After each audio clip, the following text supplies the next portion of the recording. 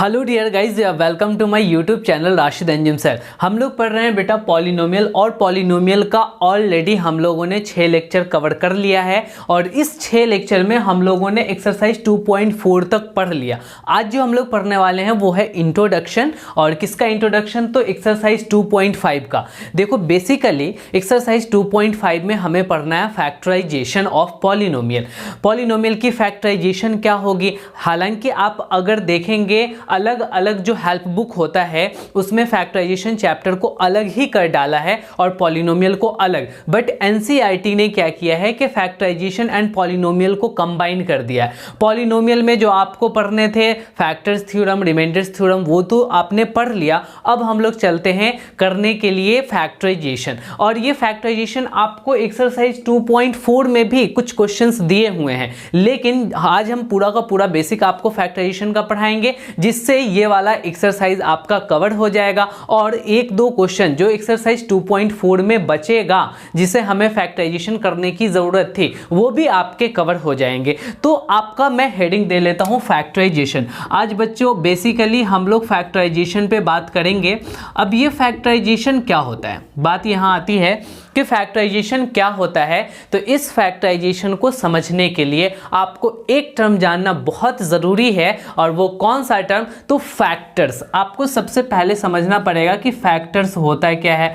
अब ये फैक्टर्स बेटा आप बहुत पहले से जान रहे होंगे, क्लास 9th में फैक्टर्स कौन सी बड़ी बात है। आप यहाँ पे समझ लीजिए फैक्टर्स एक्चुअली कहते किसको हैं। अगर हम पहले कोई एक नेचुरल नंबर ले लेते हैं, ठीक है, बस बेसिक से मैं समझा रहा हूँ। कोई एक नेचुरल नंबर हमने आपको ले लिया और वो नेचुरल नंबर में बेटा हमने 30 ले लिया। अब मैंने कहा कि इसके फैक्टर्स बताओ, तो आपके दिमाग में एक बात ये आएगी कि फैक्टर्स 30 का वो सारे नंबर हो जाएंगे जो इसको एग्जैक्टली डिवाइड देगा। एग्जैक्टली डिवाइड कहने का मतलब क्या हो गया कि रिमाइंडर 0 आएगा। वैसा नंबर जो इसको कंप्लीट डिवाइड करेगा वो इसका फैक्टर होगा। तो बताओ बेटा इसका जो फैक्टर है वो कौन कौन होगा? ये कंप्लीटली 1 से डिवाइड हो जाएगा तो 1 फैक्टर होगा। उसी तरीके से 2 से भी डिविजिबल है तो 2 भी फैक्टर होगा। अच्छा भाई ये 3 से भी डिविजिबल है, 4 से नहीं, ये 5 से डिवाइड हो जाएगा, 6 से होगा। उसके बाद में आपको ये बेटा 10 से भी होगा, 10 के बाद ये 15 से होगा, और ये 30 से भी डिवाइड हो जाएगा। देखो इतने सारे जो है ना, ये सभी के सभी आप बेटा कह सकते हो कि ये हमारे फैक्टर्स हैं। और किसके फैक्टर्स हैं? तो फैक्टर्स ऑफ 30 हैं। भैया ये 30 के फैक्टर क्यों कहलाए? क्योंकि आप इसमें से किसी भी नंबर से डिवाइड दे लो, एग्जैक्टली डिवाइड होगा, रिमाइंडर 0 ही बचेगा। हमने फैक्टर्स थ्योरम में भी इन चीजों को जाना था, समझा था। सपोज दैट कि मैं 5 से 30 में डिवाइड दे रहा हूं। यहां पे मैंने 30 ले लिया बेटा, इसके एक फैक्टर 5 से डिवाइड दिया, यहां पे 5 6 30 आ गया। आप जब सब्सट्रैक्ट की तो 0 आ गया। अच्छा यहां पे रिमाइंडर 0, इसका मतलब ये 5 इस 30 का फैक्टर है, या यूं कह लो ये 30 इस 5 का मल्टीपल है। Both are same. तो आपको पता चल गया कि अगर कोई नेचुरल नंबर लेते हैं और उसमें हमें फैक्टर पता करना होता है तो वो सभी के सभी नंबर्स हो जाते हैं फैक्टर, जिससे वो कंप्लीटली डिवाइड होता है। अच्छा एक बात ये देखो कि 1 हर एक नंबर का फैक्टर होगा, क्योंकि 1 से हर एक नंबर डिविजिबल होंगे, और वो नंबर खुद का भी अपना फैक्टर होगा। देखो 30 से भी वो डिवाइड हो रहा है। एग्जैक्टली आ रहा है बात समझ में? अब यहां तक तो आपने नेचुरल नंबर को देख लिया कि कैसे हम लोग फैक्टर उसका देखते हैं।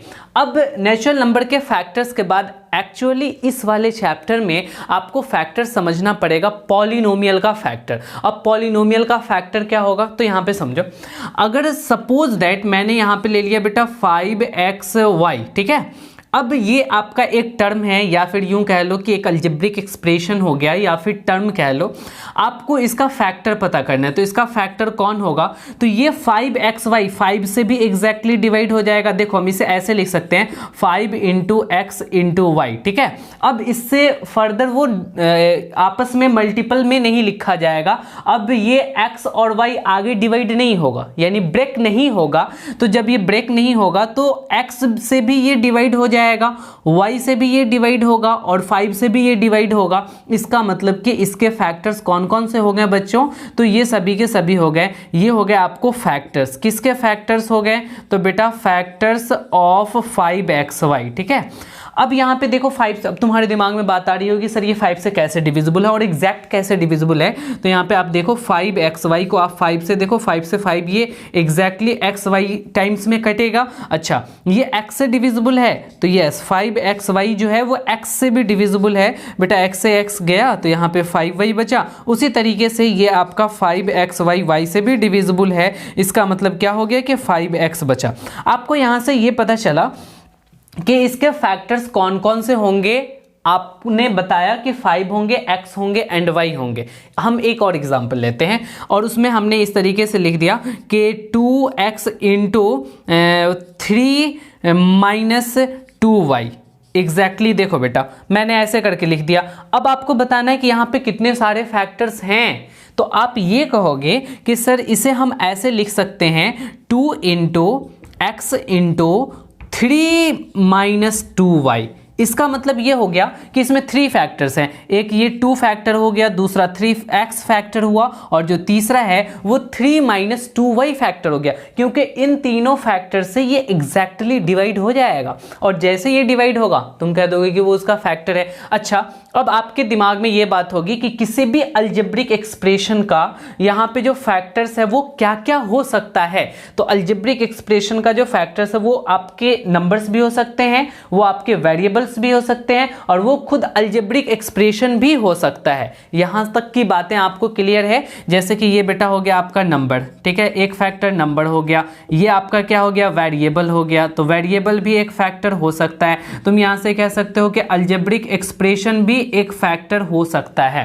ठीक है, ये सारी चीजें आपको क्लियर हो चुकी हैं। उसी तरीके से अगर मैंने यहां पे लिखा कि 3x माइनस 2 और इंटू 5x प्लस 6, ठीक है, अगर मैं इसको मल्टीप्लाई कर दूं तो मल्टीप्लाई करने पे कोई ना कोई नंबर आएगा, तो उस नंबर का ये दोनों फैक्टर कहलाएगा जो हम मल्टीप्लाई करेंगे। सपोज दैट कि आपने इसे मल्टीप्लाई किया तो मल्टीप्लाई करने पे कितना आएगा, 3 5 जा 15x स्क्वायर आएगा और आप यहाँ पे करेंगे तो हो जाएगा 6 3 जा 18x।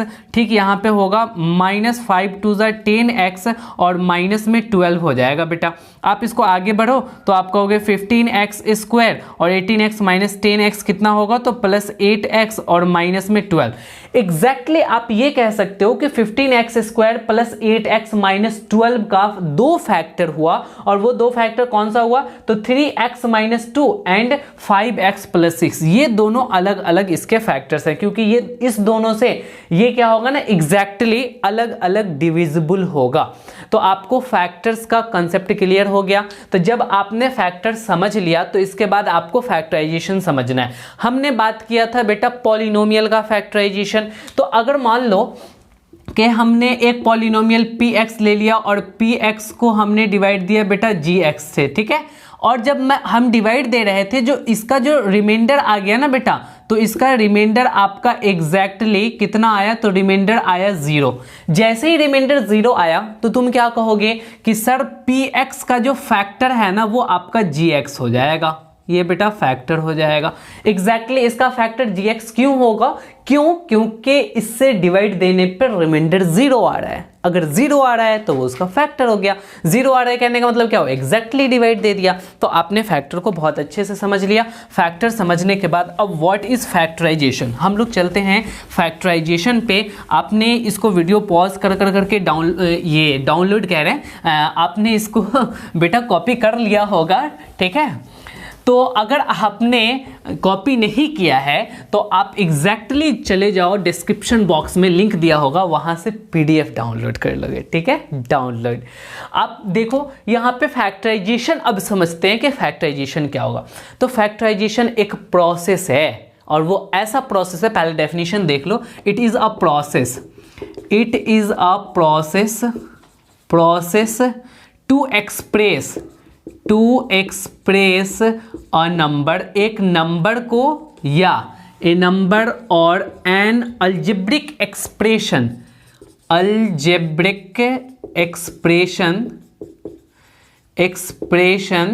ठीक है। It is a process to express a number और an algebraic expression as a product of factors, ठीक है, यहां पे समझो बच्चों, फैक्टराइजेशन एक प्रोसेस है और इस प्रोसेस में क्या होता है कि किसी भी नंबर को या अलजेब्रिक एक्सप्रेशन को हम लोग एक्सप्रेस करते हैं। किस फॉर्मेट में एक्सप्रेस करते हैं? तो प्रोडक्ट ऑफ फैक्टर्स, फैक्टर्स के प्रोडक्ट में हम लोग उसे एक्सप्रेस करते हैं। अब इसका क्या मतलब हुआ समझिएगा। अगर कहीं पे हमने लिख लिया 2x + 4, बेटा ये अलजेब्रिक एक्सप्रेशन है। हम क्या करते हैं ना कि इसमें से 2 कॉमन ले लेते हैं बेटा, तो 2 कॉमन लोगे आप, तो इसमें से आपने 2 निकाल लिया तो क्या बचा? केवल और केवल x बचा, प्लस की जगह प्लस करोगे, आप इसमें से 2 कॉमन निकाल लिए तो 2 2 जार 4। देखो एग्जैक्टली इतना लिख सकते हो। अब आपने इस अलजेब्रिक एक्सप्रेशन को यहां पे फैक्टर्स के प्रोडक्ट में कन्वर्ट कर दिया है। और आप देखो यहाँ पे कौन कौन से फैक्टर हैं, तो एक ये वाला फैक्टर है और एक ये 2 फैक्टर है, यानी कि टोटल यहाँ पे जो फैक्टर्स हैं वो कितने सारे फैक्टर्स हैं बेटा? तो आप कहोगे 2 फैक्टर्स हैं। कौन कौन से 2 फैक्टर हैं? तो एक तो 2 है और दूसरा x + 2 है। और दोनों का रिलेशन क्या है बीच में? तो मल्टीप्लीकेशन का, प्रोडक्ट हो रहा है दोनों एक दूसरे के साथ। इसका मतलब तुम क्या कहोगे कि इस अलजेब्रिक एक्सप्रेशन को हमने प्रोडक्ट ऑफ फैक्टर्स के फॉर्मेट में कन्वर्ट कर दिया। जैसे ही कन्वर्ट किया तो इसका फैक्टराइजेशन हो गया, क्योंकि फैक्टराइजेशन कन्वर्ट करने का यानी कि फैक्टर्स के प्रोडक्ट में कन्वर्ट करने का जो प्रोसेस है, उसी प्रोसेस को हम लोग कहते हैं फैक्टराइजेशन। चाहे आप कोई भी नंबर ले लो, आप उसके अगर प्रोडक्ट में कन्वर्ट कर देते हो तो उस नंबर का फैक्टराइजेशन हो जाता है, या अगर अलजेब्रिक एक्सप्रेशन लिए रहोगे तो अलजेब्रिक एक्सप्रेशन का फैक्टराइजेशन हो जाएगा। क्लियर है? चलो बड़े गौर से समझोगे, यहाँ पे ध्यान से देखोगे कि ये जो फैक्टराइजेशन है ना, फैक्टराइजेशन ये एग्जैक्टली इनवर्स प्रोसेस है। और किसका इनवर्स प्रोसेस है? तो ये मल्टीप्लीकेशन का इनवर्स प्रोसेस है, मल्टीप्लीकेशन। ठीक है, अब आपको ये बात भैया पल्ले नहीं पड़े कि ये मल्टीप्लिकेशन का इनवर्स प्रोसेस या इनवर्स ऑपरेशन है। इसका कहने का मतलब क्या हुआ? इनवर्स ऑपरेशन का मतलब ये हुआ कि आप फैक्टराइजेशन करो, जो आएगा उसका फिर मल्टीप्लिकेशन कर दो, फिर वही नंबर आ जाएगा। समझो बात यहां पे समझोगे। सपोज दैट कि हमने यहां पे क्या ले लिया बेटा? 2x + 4 ले लिया। ठीक है, वही वाला नंबर मैंने ले लिया, तो क्या आएगा यहां पे? तो आपका 2 × x + 2 आएगा।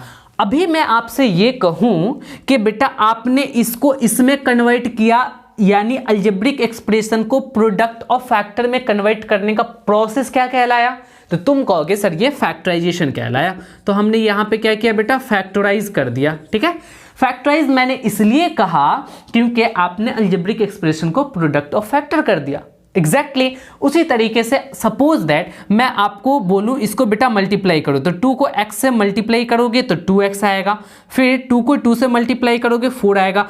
एग्जैक्टली आपने क्या किया ना कि इसका प्रोडक्ट निकाला, तो प्रोडक्ट निकालने की वजह से ये आ गया।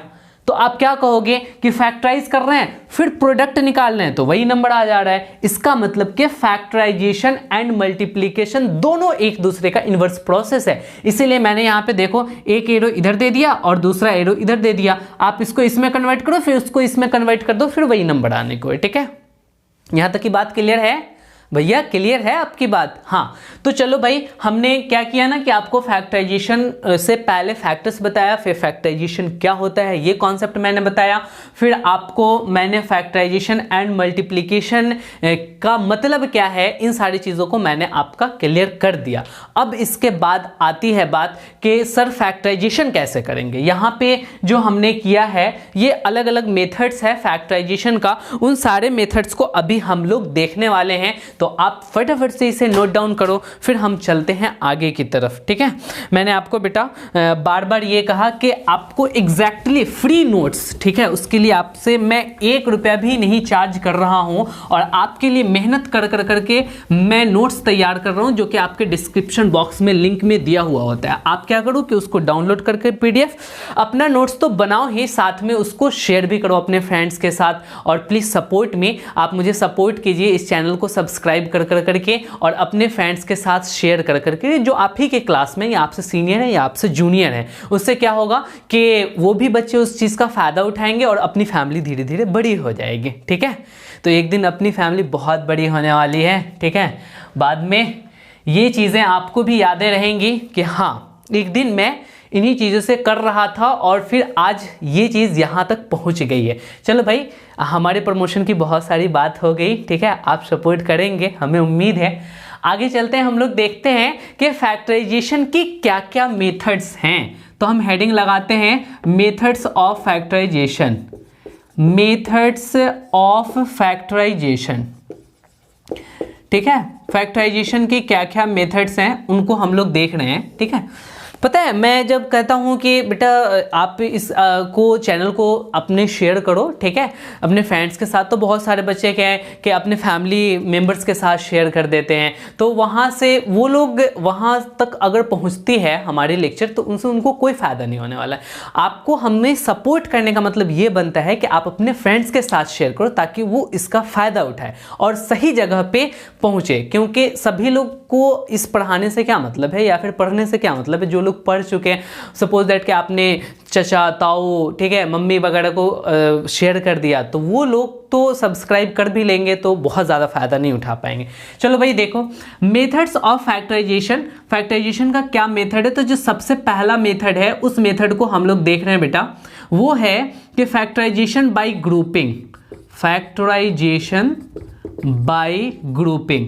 नहीं, इससे पहले, ग्रुपिंग से पहले जो है ना, तुम बेटा ये पढ़ लो, ठीक है, फैक्टराइजेशन का एक मेथड, उससे पहले तुम ये पढ़ लोगे तो ज़्यादा बेहतर होगा कि by taking out common factor, ठीक है। हम कॉमन फैक्टर को बाहर निकाल करके भी फैक्टराइजेशन कर सकते हैं, ठीक है। हम इसमें एक एग्जाम्पल ले लेते हैं और वो जो एग्जाम्पल है बेटा एग्जैक्टली जो मैंने आपको बताया कि 2x + 4, उस वक्त से हम यही एग्जाम्पल ले रहे हैं। आप क्या कर रहे हो कि इस 2x + 4 को कैसे लिखोगे, यहाँ पे देखो 2x को आपने ऐसे लिख दिया 2 × x और प्लस में 4 का फैक्टराइजेशन करो तो आप 2 × 2 लिखोगे। तो एग्जैक्टली अब आप देखो कि यहाँ से यहाँ तक एक टर्म है, यहाँ से यहाँ तक दूसरा टर्म है, दोनों में कॉमन क्या क्या, कौन कौन से फैक्टर कॉमन है उसको आप क्या करो कि बाहर निकाल लो। तो जैसे ही आप उसको बाहर निकालोगे तो देखोगे कि इसमें ये वाली 2 और ये वाली 2 दोनों में कॉमन है, तो हमने 2 कॉमन निकाल लिया। अब x तो दोनों में है नहीं तो हम x कॉमन नहीं निकालेंगे। तो अब हमारा जो प्रोसेस होता है वो ब्रैकेट देने का होता है। ब्रैकेट दे करके अब पहले टर्म में क्या बच गया, x लिख लेंगे, प्लस के जगह प्लस लिखेंगे, दूसरे टर्म में क्या बचा 2 लिख लेंगे। एग्जैक्टली देखो, अलजेब्रिक एक्सप्रेशन को आपने प्रोडक्ट ऑफ फैक्टर्स के फॉर्म में लिख लिया, हो गया फैक्टराइजेशन। तो ये हो गया आपका बेटा क्वेश्चन, ठीक है। अब हम दूसरा क्वेश्चन ले लेते हैं। जो दूसरा क्वेश्चन है वो है 5xy + 20x, 5xy + 20x, ठीक ना। अगर तुम्हें डायरेक्ट कॉमन निकालना आता है, कॉमन फैक्टर निकालना आता है तो डायरेक्ट निकाल लो, उतनी ज़्यादा आपको फैक्टर्स में बदलने की ज़रूरत नहीं है। सपोज दैट कि आप पहले कांस्टेंट में देखोगे क्या कॉमन है, तो 5 और 20 में क्या कॉमन है बेटा, 5 कॉमन है और x इधर भी है, x इधर भी है, तो x भी कॉमन हो गया। y इधर है बट इधर नहीं है तो y नहीं कॉमन लेंगे। उसके बाद हम लोग ब्रैकेट देना शुरू करेंगे। हमने 5 और x को बेटा निकाल लिया है तो क्या बचा, पहले टर्म में केवल y बचा, y लिख लेंगे, प्लस के जगह प्लस लिखेंगे। अब 20 में से हमने 5 को निकाल लिया तो अब क्या बचा, तो बेटा यहाँ पे 3 बचा, नहीं 3 नहीं बेटा 4 बचेगा, ठीक है, यहाँ पे 4 बचा। अब आप कंफ्यूज हो रहे होंगे, सर 20 में से जब 5 को हम बाहर निकालेंगे तो 4 कैसे बचेगा, 15 बचना चाहिए, क्योंकि 5 माइनस कर देंगे। माइनस नहीं कर रहे हैं, यहाँ पे फैक्टर निकाल रहे हैं। देखो यहाँ पे 20 को हम लोग लिख सकते हैं, कैसे लिख सकते हैं, तो 5 × 4 लिख सकते हैं। हमने 5 बाहर निकाल लिया तो एग्जैक्टली क्या बचा, केवल और केवल 4 बचा। 5 4 = 20, इसीलिए बेटा हमने क्या किया, 4 कर लिया, बस हो गया, आपका फैक्टराइजेशन कंप्लीट है। और अगर तुम्हें नहीं आती है तो फिर क्या करो कि इसको आप फैक्टर में कन्वर्ट कर लो, ऐसे मल्टीप्लाई करके फिर चेक करो कि कौन कौन से नंबर्स यहाँ पे, कौन कौन से वेरिएबल यहाँ पे कॉमन आ रहे हैं, वो नंबर्स और वेरिएबल को लिख दो। तो ये हो गया आपका सेकंड क्वेश्चन, ठीक है।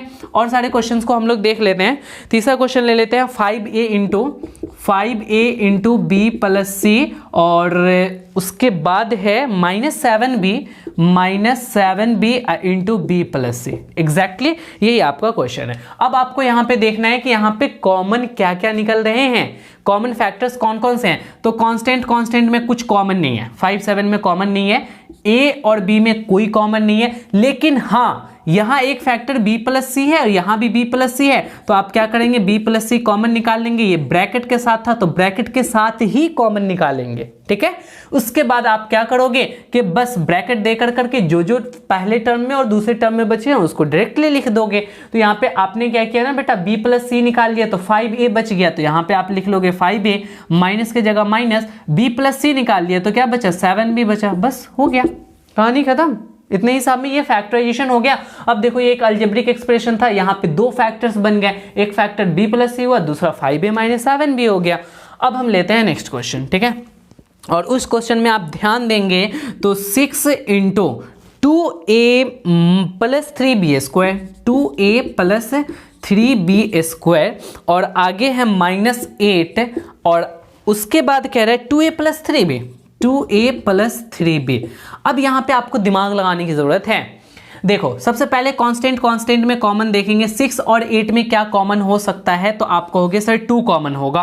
क्यों? क्योंकि आप लिख सकते हो 6 को बेटा 2 इंटू 3 और 8 को लिख सकते हो 2 इंटू 2 इंटू 2। तो देखो दोनों में केवल सिंगल 2 कॉमन है, इसमें एक ही 2 है तो इसके पास तो 3 है, तो एक एक तो कॉमन हो जाएगा। तो इसीलिए हमने क्या किया बेटा, 2 निकाल लिया। अब देखो यहाँ पे 2a प्लस 3b स्क्वायर है, इसका मतलब कि 2 बार मल्टीप्लाई किया हुआ होगा, और यहाँ पे 2a plus 3b single power है, यानी एक बार मल्टीप्लीकेशन में है। तो तुम यहाँ से ये कहोगे कि सर 2a प्लस 3b तो दोनों में है, और एक इसके पास है, इसके पास डबल डबल है, तो एक एक तो कॉमन हो जाएगा। उसके बाद जो बचेगा उसको ब्रैकेट में लिख डालेंगे, ठीक है। अब यहाँ पे आपने 6 में से 2 निकाल लिया है तो 3 बचा, और आपने इस डबल डबल में से एक निकाल लिए हैं तो एक तो बचेगा ही, तो आप ब्रैकेट के साथ 2a प्लस 3b लिख लेंगे, ठीक है। और फिर -8 यहाँ पे लिख लेंगे, बिकॉज 2a प्लस 3b आपने निकाल लिया है तो -8 लिख लेंगे। यहाँ तक की बात क्लियर है। मैंने क्या कहा कि यहाँ पे डबल डबल था, तो डबल डबल में से एक तो मैंने निकाल लिया तो एक बचा होगा। डबल कहने का मतलब क्या समझते हो? डबल कहने का मतलब ये हो गया कि 2a प्लस 3b का स्क्वायर लिखा हुआ है ना बेटा, यानी कि 2a प्लस 3b और into 2a plus 3b। Double कहने का मतलब ये रहा मेरा, ठीक है। अब आप क्या करोगे कि इसको आगे अगर सॉल्व होने वाला है तो उसको सॉल्व कर करके लिख दोगे, फार बेटर होगा। 2a प्लस 3b हुआ, यहाँ पे देखो 3 2 जा 6a होगा, और प्लस प्लस प्लस 3 3 जा 9b होगा, और माइनस में 8 होगा। यही हो गया आपका आंसर। तो आपने by taking out common factor को बाहर निकाल के कैसे फैक्टराइज करते हैं, इन सारी चीज़ों को आपने एक एक करके देख लिया। ये सब मैंने बेटा आपको समझाया है, ये आपके बेटा रफ वाला पोर्शन है, ठीक है। तो अब हम लोग अगले मेथड पे चलते हैं। तो अगले मेथड पे जाने से पहले आप फटाफट इसको नोट डाउन कीजिए, और नोट डाउन करने के बाद हम आपको लिखाते हैं नेक्स्ट मेथड, ठीक है। देखो बड़ा आसान है फैक्टराइजेशन, लेकिन आपको उसी तरीके से आसानी से सीखना पड़ेगा। अच्छा, आपने प्रीवियस क्लासेस में जैसे कि आपने 8 में भी बहुत डिटेल से फैक्टराइजेशन को किया है, और जो बच्चे किए होंगे उनको तो बहुत बेहतरीन ढंग से आ रहा होगा, लेकिन फिर भी क्या है ना कि आपकी रिवीजन हो रही है सारी चीज़ों की। अब दिमाग में बैठा लेना कि फैक्टराइजेशन में सबसे पहला मेथड कि कॉमन फैक्टर्स को कैसे बाहर निकालते हैं और बाहर निकाल करके कैसे फैक्टराइज करते हैं, तो टेकिंग आउट कॉमन फैक्टर। जो दूसरा मेथड है ना बेटा, वो दूसरा मेथड है कि regrouping by factorisation by regrouping. लिख लो, फैक्टराइजेशन बाय रीग्रुपिंग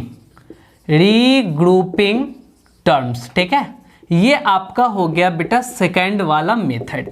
अब इस मेथड में क्या कह रहा है, रीग्रुपिंग करना, ग्रुप करने के बारे में कह रहा है। तो कब हम ग्रुप करेंगे उस पर आप ध्यान दीजिएगा। यहाँ पे बेटा 3 मेथड्स हो सकते हैं। सबसे पहला जो कंडीशन है ना, वो बेटा इस तरीके से होगा कि a plus B plus C plus D.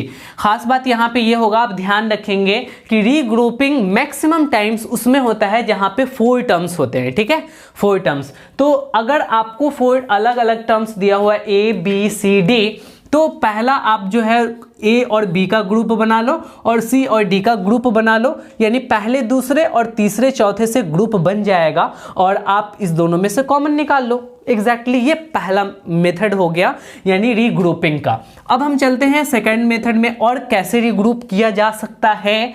तो देखो a plus B plus C plus D, 4 terms लिखे हुए हैं। अब इस 4 टर्म्स को पहला दूसरा ना होकर के पहला का तीसरा से ग्रुपिंग हो गया और दूसरा का चौथे से ग्रुपिंग हो गया। ऐसा भी हो सकता है कि पहले के साथ तीसरा को लिख लो और दूसरे के साथ चौथे को लिख लो, फिर आप वहां से कॉमन निकालो।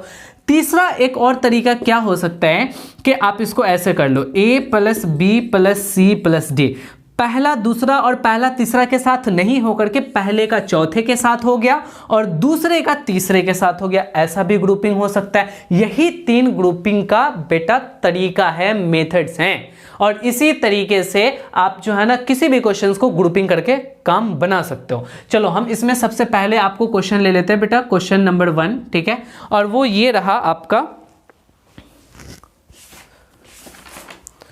हाँ एग्जैक्टली 2x प्लस 2y, यहाँ पे 2xy प्लस में है 2y और उसके आगे है बेटा plus 3x plus 3 plus 3x plus 3। देखो यहाँ पे कितने सारे टर्म्स हैं, 1 2 3 4।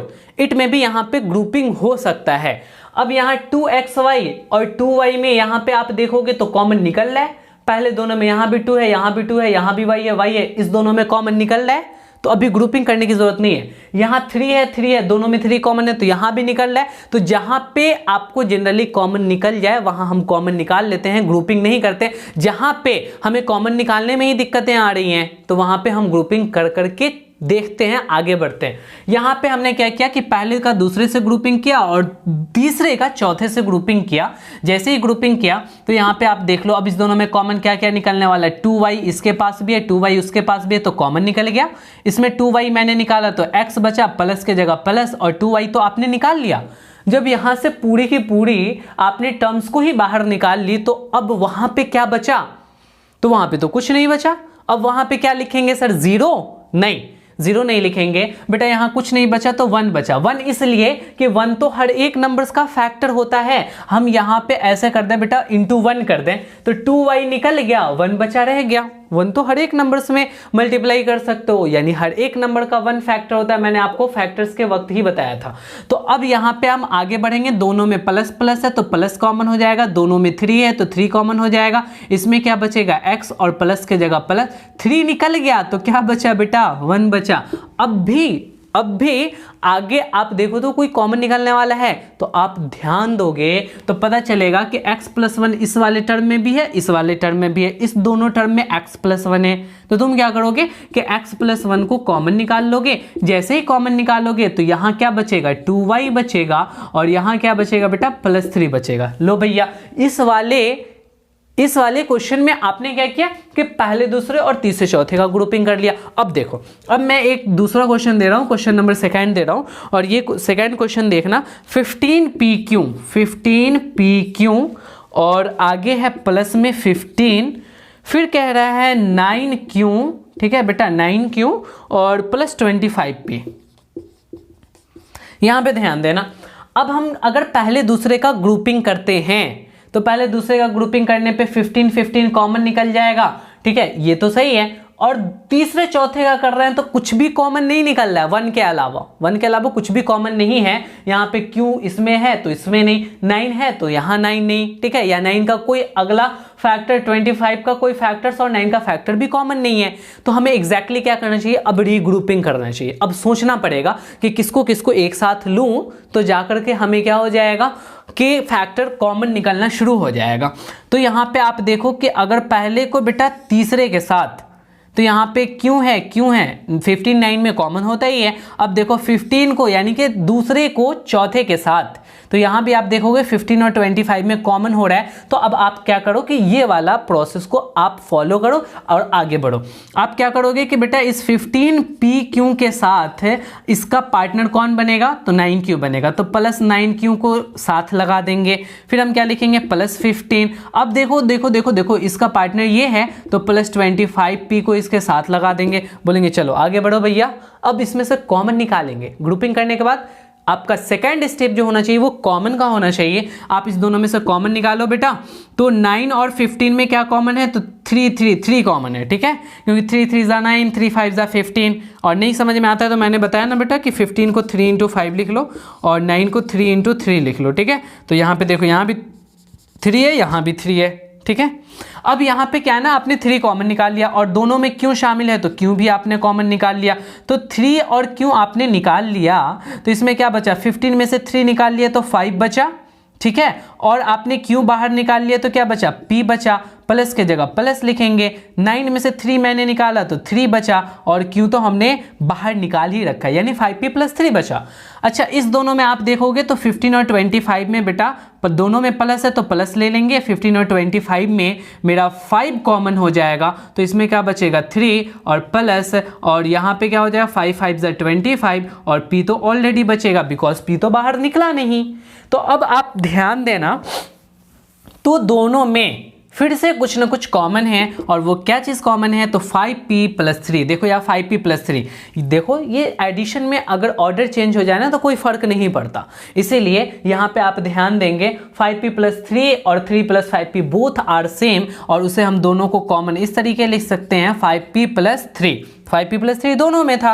अब हमारा क्या बचा, पहले में बचा 3 क्यों और बाद में क्या बचा, तो +5 बच गया। एग्जैक्टली यही आपका आंसर हो जाएगा। तो आपने आज फैक्टराइजेशन के 2 मेथड्स को समझ लिए हैं, और वो 2 कौन से मेथड थे, तो एक तो taking out common factors and एक बाय ग्रुपिंग, ठीक है। आपने रीग्रुपिंग कर करके और कॉमन फैक्टर्स निकाल करके 2 मेथड को बहुत बेहतरीन ढंग से समझा है। आप अपने किताबों में देख लेंगे कि इस पे बेस्ड जो भी क्वेश्चंस है उसको कर लेंगे। आपके पास अगर हेल्प बुक है तो इस 2 कॉन्सेप्ट से एक एक्सरसाइज कंप्लीट आ जाती है, उसमें से आप प्रैक्टिस कर लेंगे। एंड ये सारी चीज़ों को प्रैक्टिस करने के बाद जो हम नेक्स्ट लेक्चर है उसमें और भी सारे मेथड्स हैं फैक्टराइजेशन के, उन सारे मेथड्स को लेकर के आने वाले हैं। तो आप हमारे साथ बने रहिए, हमारे चैनल को शेयर कीजिए, सब्सक्राइब कीजिए, इस वीडियो को लाइक कीजिए। आपका बहुत बहुत धन्यवाद रहेगा। फिर हमारी और आपकी मुलाकात होगी नेक्स्ट लेक्चर में। Okay bye, good night.